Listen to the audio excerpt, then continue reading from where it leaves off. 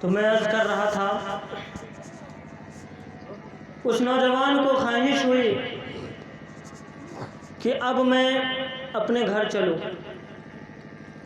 اب کافی حسرتیں لیے ہوا تھا، دل میں تمنائیں تھی کہ میری بیوی اس وقت حاملہ سے تھی، ہو سکتا ہے میرے بچے بڑے ہو گئے ہو، اس کے لیے سامان وغیرہ اکٹھا کیے، کافی چیزیں انہوں نے مہیا کر رکھی۔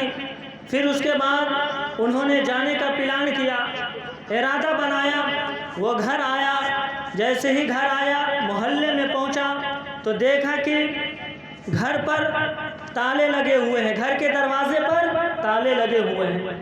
اب یہ دل میں تھنک کرنے لگے، سوچنے لگے کہ یا اللہ، تالا آخر کیوں لگا ہوا ہے، آخر وجہ کیا ہے؟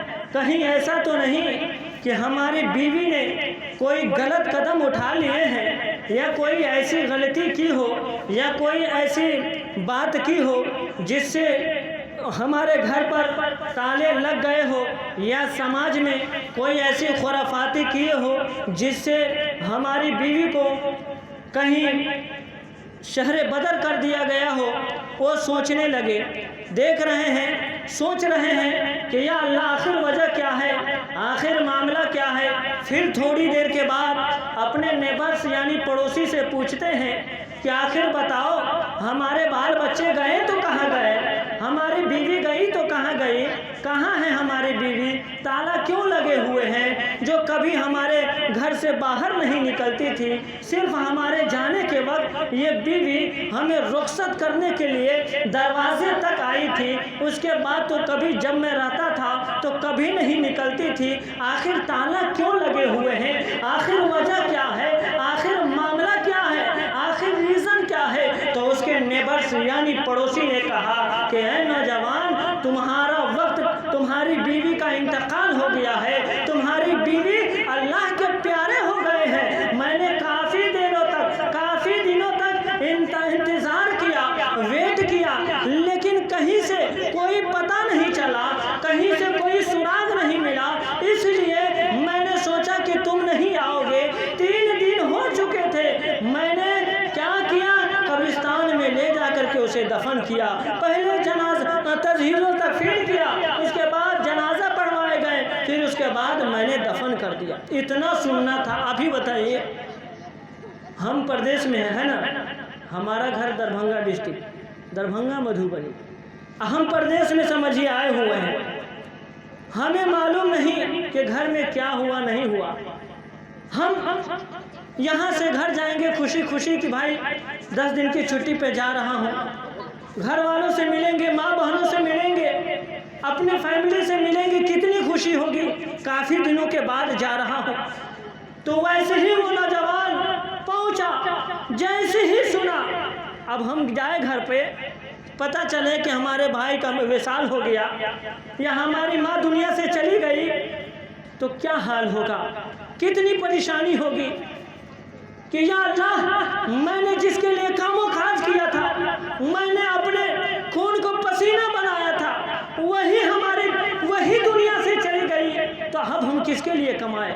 جیسے ہی وہ نوجوان کو خبر پہنچتی ہے کہ بیوی مر گئی، اب وہ جارو قطار رونے لگتا ہے، آنکھوں سے آنسو جاری ہونے لگتے ہیں، لوگوں سے عرض کرتے ہیں، اے لوگوں، صحیح کیا تو نے دفن کیا، صحیح بات ہے، 3 دن تک آپ نے انتظار کیا، آپ کی مہربانی، آپ نے شریعت کے مطابق اس کی تجہیز و تکفین کر دی ہے، لیکن یہ بھی تو بتا دو کہ کس قبرستان میں تو نے تدفین کیا ہے، کس قبرستان میں تو نے اس کو دفن کیا ہے، ہماری بیوی کا قبر کہاں ہے، آپ ہمیں بتا دو۔ اب یہ چلتے ہیں قبرستان، اپنی بیوی کے قبر کے پاس جاتے ہیں اور دعا فرماتے ہیں۔ اس سے یہ سمجھ میں آنی چاہیے ہم اور آپ کو کہ اگر ہمارے آبا و اجداد دنیا سے چلے گئے ہو تو آپ جائیے، دعا کریے۔ یہ نبی کی سنت ہے، حدیث سے بھی ثابت ہے کہ آپ کے والدین دنیا سے چلے گئے ہو، ماں باپ گزر گئے ہو، تو آپ قبرستان پہ جائیے، سورہ فاتحہ شریف پڑھیے، الحمد شریف پڑھیے، اور سرکار ارشاد فرماتے ہیں سورہ فاتحہ اور یاسین شریف پڑھ کے کوئی بندہ بخش دیا جاتا ہے اور اس کے ماں باپ کے بھی گناہ کو بخش دیا جاتا ہے۔ اب دیکھیے یہ نوجوان قبرستان پہنچا، اپنے بیوی کے قبر کے پاس جا کر کے دعا کر رہا ہے۔ دعا کرنے کے بعد جیسے ہی لوٹ رہا ہے ویسے ہی اس کے دل میں ایک عجب سی ہیبت طاری ہو جاتی ہے۔ اس کو ایسا لگتا ہے، خبر دی جاتی ہے کہ تمہاری بیوی کے قبر میں آگ لگی ہوئی ہے۔ کیا آگ لگی ہوئی ہے؟ اب یہ نوجوان کہا کہ چلو یہ من کی بات ہو سکتی ہے۔ یہ نوجوان کیا کرتا ہے، گھر پہ گیا، سویا، بستر پر چین نہیں آ رہی ہے، راحت نہیں مل رہی ہے، اب انگڑائی لے رہا ہے، کروٹیں لے رہا ہے، اب یہ پریشان ہو گیا۔ پھر سوچتا ہے کہ چلو جا کر کے دیکھتے ہیں۔ یہ نوجوان پھر پہنچتا ہے کہاں؟ اپنی بیوی کے قبر کے پاس، کھودتا ہے، تختے ہٹاتے ہیں۔ تختے ہٹانے کے بعد دیکھتے کیا ہے کہ کفن تو ویسے ہی صاف و شفاف ہے، کوئی میلا نہیں ہے، کوئی کچیلا نہیں ہے، کوئی آگ نہیں ہے۔ اب یہ نوجوان کیا کرتا ہے کہ جیسے ہی تختہ بند کرنا چاہتا ہے ویسے ہی ایک بچے کی چلانے کی آواز آتی ہے۔ کیا؟ ایک بچے کی چلانے کی آواز آتی ہے۔ پھر یہ نوجوان اس تختے کو ہٹاتا ہے۔ ہٹانے کے بعد کیا دیکھتا ہے کہ وہ میرا بچہ اپنے ماں کے سینے سے لگا ہوا ہے اور وہیں پر کھیل رہا ہے۔ سبحان اللہ۔ اب یہ نوجوان کیا کرتا ہے، فوراً چھلانگ لگاتا ہے اور اپنے لاڈلے کو سینے سے لگا لیتا ہے اور نکال لیتا ہے، گھر آتا ہے۔ حضرات گرامی، تو آواز آتی ہے غیب سے کہ اے بدبخت، اذکروا الیوم، اس دن کو یاد کرو جب تم جا رہا تھا سفر میں، جب تم ٹریول میں جا رہا تھا، تمہاری بیوی نے تم سے کیا کہی تھی کہ اے میرے شوہر تاجدار، آپ تو جا رہے ہیں لیکن یہ بچہ ہے، یہ بچہ آپ اپنے میرے شکم میں ہے، یہ بچہ، اس بچے کو کس کے حوالے کر کے جا رہے ہیں؟ تو تمہاری بیوی نے، تم نے کیا جواب دیا تھا؟ میں رب کے حوالے کر کے جا رہا ہوں۔ تو لو یہ تمہارا بچہ ہے، تو نے رب کے حوالے کیا تھا تو یہ بچہ لو۔ اگر یہی بول دیتا کہ میں اے پروردگار، میں اپنے بچے کو بھی تیرے حوالے کر کے جا رہا ہوں، اور یہ جو ہماری بیوی ہے، ہم اپنی بیوی کو بھی تیرے حوالے کر کے جا رہا ہوں، تو یہ جو بچہ تجھے صرف ملا ہے، تو اگر یہ باتیں بول دیتے تو دونوں تو تمہارے حوالے کر دیے جاتے۔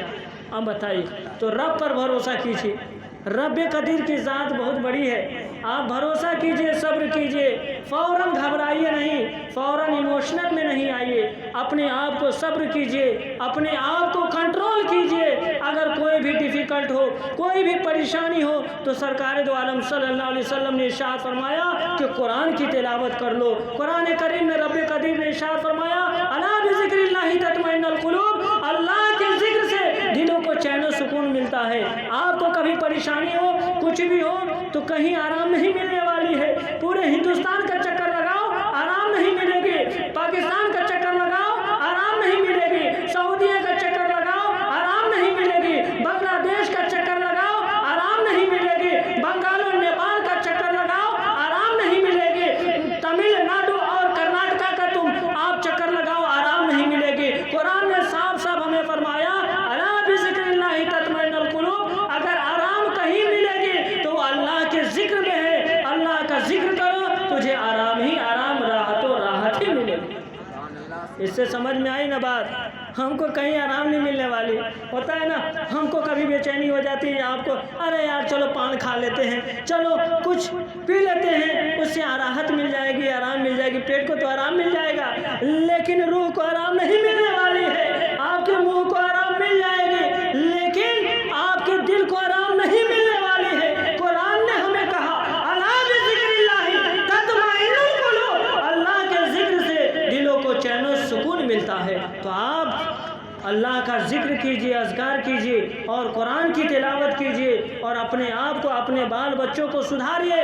آپ صحیح بنیے، آپ صحیح نہیں رہیں گے تو آپ کی اولاد صحیح نہیں ہوگی۔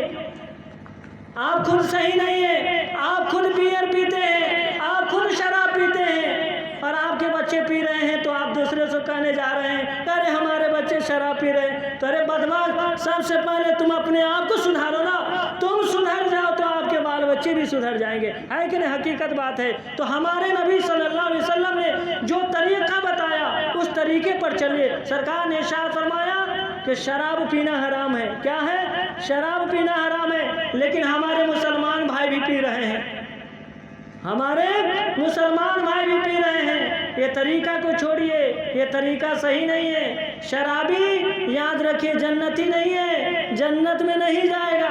जब सरकार ने हमें फरमा दिया, बता दिया कि शराब पीने वाला जन्नत में एंट्रेंस नहीं कर सकता है, तो कौन माई का लाल है कि जो शराब पी रहा हुआ वो जन्नत का दावा कर रहा हो जन्नत में चला जाएगा?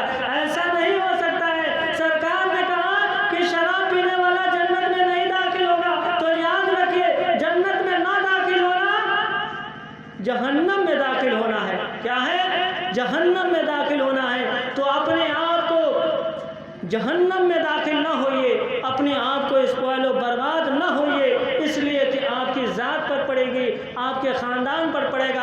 आपने देखा है कोई रिश्ता लेकर आता है, आपने देखा है ना, रिश्ता लेकर आता है, हम और आप जाते हैं तो पूछते हैं लड़के से, पूछते हैं अगल बगल वालों से, पड़ोसियों से कि बताइए ये बच्चा कैसा है, पढ़ा लिखा है कि नहीं, शराबी कबाबी है कि नहीं। अगर शराबी कबाबी की बात आती है तो कहते नहीं करना है, जबकि माल और दौलत काफ़ी होती है। आजकल माल और दौलत देके ना शादी करते हैं तो कर लेनी चाहिए। तो कहते हैं जब ये शराब पीता है तो इसका कोई ठिकाना नहीं, कब कौन सी गलती कर लेगा, कौन सी खताएं कर लेगा, इसका कोई भरोसा नहीं। और याद रखिए शराब पीने वाले अच्छे नहीं होते हैं, शराब पीने वाले बुरे ही में शुमार होते हैं और बुरे ही होते हैं। अब शराब पीने वाले की आदत तो ऐसी हो जाती है, जब वो नशे की आलम में होता है, नशा उसमें सवार होता है, तो ये नहीं देखता है कि ये हमारी माँ है, ये हमारी बहन है, या हमारी फूफी है, या हमारी भांजी है, या हमारी भतीजी है। वो गलत तरीका इख्तियार कर लेता। सही है कि नहीं? तो अपने आप को सुधारिए, रसूल अकरम सल्लल्लाहु अलैहि वसल्लम के तरीके पर चलिए। आप अपनी ज़िंदगी को सुधारिएगा तो कैसे? नबी अकरम सल्लल्लाहु अलैहि वसल्लम के तरीके पर चलिएगा, तभी आपकी ज़िंदगी सुधरेगी, संवरेगी। और इस चीज़ को आप ख्याल रखिए और नमाज की पाबंदी कीजिए। क्या? नमाज की पाबंदी कीजिए। हम यही कहते हैं लोगों से, नारा कम लगाइए, लेकिन जो फ़र्ज़ है उस फ़र्ज़ की अदायगी कीजिए। हमारे उलमा भी यही कहते हैं। नज़र नियाज दूर है, ये क्या है? मुस्तहब है। आप नज़र नियाज ना कराइए, कोई फ़र्क नहीं पड़ने वाला, लेकिन नमाज आप नहीं पढ़ेंगे तो आपको फ़र्क पड़ेगा। क्यों? सरकार दो आलम सल्लल्लाहु अलैहि वसल्लम ने इरशाद फरमाया, अस्सलातु इमादुद्दीन, मन अक़ामहा फ़क़द अक़ामद्दीन व मन तरकहा फ़क़द हदमद्दीन। कि जिसने नमाज को तर्क किया, जिसने नमाज को तर्क किया, जिसने नमाज को कायम किया, उसने दीन को कायम किया। और जिसने नमाज को तर्क कर दिया यानी छोड़ दिया, तो उसने अपने आप को बर्बाद हो गया। उसने दीन को क्या किया? मुनहदिम किया। मुनहदिम किया मतलब क्या? अपने आप को तबाही के कगार में आ गया। आज लोग रब की इबादत नहीं कर रहे हैं और कह रहे हैं रब की बंदगी नहीं कर रहे हैं और कह रहे हैं बरकत नहीं हो रही है। आपने सोचा है हम इतना कमाते हैं, बरकत क्यों नहीं हो रहे हैं? आपने गौर किया है? आपने अगर गौर किए होते तो आज ये नौबतें नहीं आती। आप रब की बंदगी कीजिए, इबादत कीजिए, फ़राइज़ व वाजिबात पर अमल कीजिए और कामों काज कीजिए, तो देखिए बरकत ही बरकत। जहाँ से नहीं भी आने वाला होता है वहाँ से अल्लाह की रहमत नुज़ुल हो जाती है। तो रब कदीर की बारगाह में दुआ है कि रब कदीर हमें हक़ बोलने और हक़ पर अमल करने की तौफ़ीक़ अता फरमा।